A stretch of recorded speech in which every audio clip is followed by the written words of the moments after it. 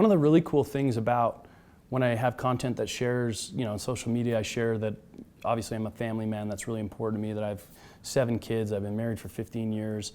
And obviously these are like highlight reels on our social media, right? I mean, I have terrible times with my kids. You don't know how many hundreds of diapers I've changed.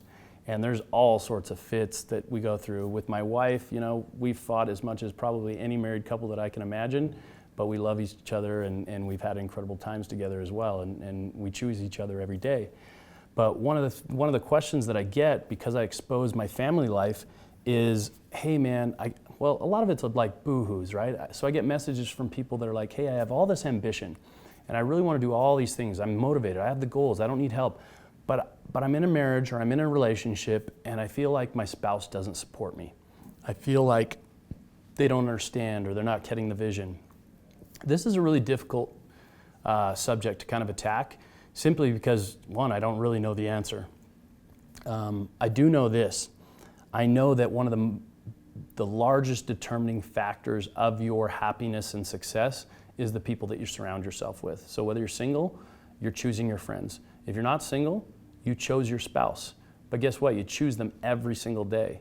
I mean, we got over a 50-60% divorce rate in America right now, so you're not locked into life. I'm not advocating divorce. I think that 99% of the time, outside of maybe abuse and some other small reasons, that making a relationship work is always the best plan and can always be done through humility and sacrifice and putting other, unselfishness.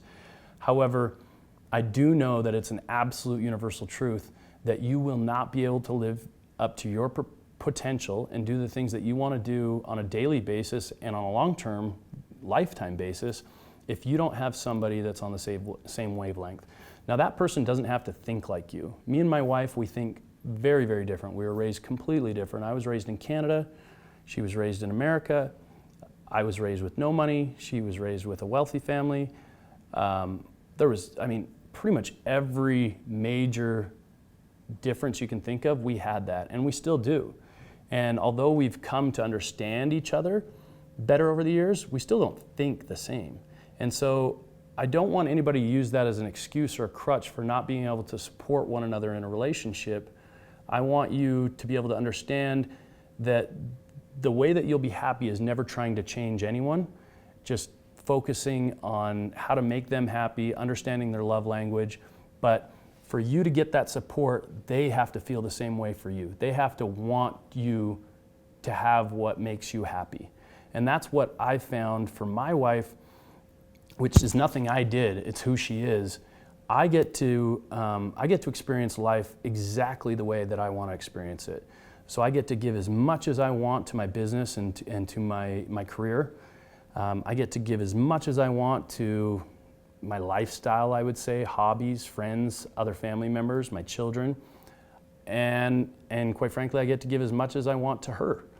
And she supports me in that because she knows that ultimately if I'm happy and if I'm doing everything that makes me happy, I'm my best. And when I'm my best, she gets the best me. And so I think for everybody that's watching this, whether you're husband, wife, boyfriend, girlfriend, son, whatever those relationships are, first, you truly have to stop trying to change the other person, because it won't work. What you need to do is change yourself and focus on what you can do to make yourself happy so you can be the very best other side of that relationship, the very best husband, the very best father. As soon as you can do those things, people will be inspired to do the same thing, and then you'll have that reciprocity that cultivates trust and cultivates support. And so what I've found in my relationship is that you're going to get a couple chances at that if you exploit it. If you abuse it, you're going to lose trust, and then you're not going to have the support that you want or that you need. And ultimately, you're going to have a failing relationship. For me, I took some major risks early in my career, and my wife had to trust me. And they panned out, even though they seemed outrageous. And so over the years, just building blocks of trust by saying, hey, I'm gonna make this happen, and then going and executing and making sure that I do it whether it's in a business aspect or with my kids or whatever, putting in the time, putting in the work, and just doing what I say I'm going to do, that's what builds that trust. I'm to a point now, and people laugh about this. It's funny, they actually give my wife like shit about it all the time, because she'll be like, "Oh, where's Aaron?" Or they'll be like, "Where's Aaron?" And I don't know, like, he could be in Florida, California, I don't know. Like, that's not very common that people have a relationship like that. But because we have years of trust where she understands and knows that I'm doing what it takes for us to achieve the goals that we have together, that it's just natural and it's easy. And I'm the same with her. She runs our home and our family autonomously.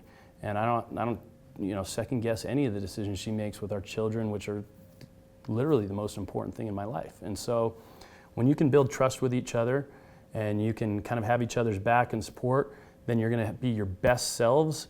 And the only way that you can have power couples or have fulfill all of your guys' dreams together is you have to be your best self. And so it's a little bit of this like selfishness to make yourself best so you can give the best self to the people that you want to build with. And I think that's really, really important. So people have to realize that if you want to have success, you have to surround yourself with great people, with supportive people. They don't have to think like you. Matter of fact, a lot of times, if you guys can complement each other and you don't share the same strengths and redundancy, that's going to be the best formula or the best team. Whether you're selecting a business partner, whether you're selecting an employee or whatever it is, employees or a spouse or relationship, right? So for us, we definitely complement each other. I'm good at some of the things that she's not or she doesn't like, and she's also the same with me. And I try to do the same thing when I'm building a team around me in business as well. A lot of the people that work for me, work with me, they're just way better at the stuff that I don't like to do or that I'm not good at. And so that's really important. And if you want to have success and you want to build things together, you better make sure that that's important to them too.